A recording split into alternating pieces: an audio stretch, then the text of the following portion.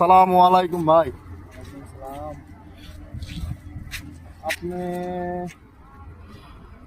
Maybe Ali ভাই না? হয়, ঠিক আছে। আমাকে চিনছেন? আপনি লিখুন না? ইয়েস। কেমন আছেন? কতদিন পর দেখা আপনার সাথে। আপনি না বাইরে গেছিলেন? ও ভাই, গেলাম বাইরে। কি করবো ভাই, দুঃখের কথা। বাইরে তো গেলাম। ওই অমুক ইয়ার থেকে ওই সাদি ভাই থেকে যে 3 লাখ টাকা নিয়েছিলেন এটা কিছু?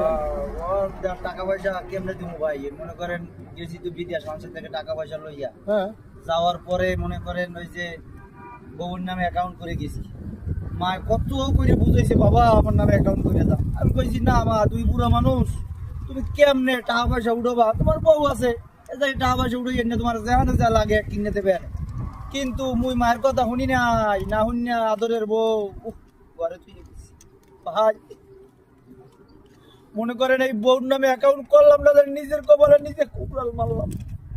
মনে করেন গেছি বিদেশ, 5টা বছর হইলে খাইতে আইছি, খালি বউরে টাকা বাড়াই, বউরে টাকা বাড়াই। শুনি বউ ভালো আছে, মায় ভালো আছে, কিন্তু দেশে আইলাম এখন 5 বছর পর, আইয়ে দেখি বউ ঘরেই নেই। মা একলা বুড়ো মানুষ, না খাইয়ে মরে। টাকা পয়সা লইয়ে বউ মরে তো দেশে দেশি, বেড়া আর একটা লই ভাঙছে।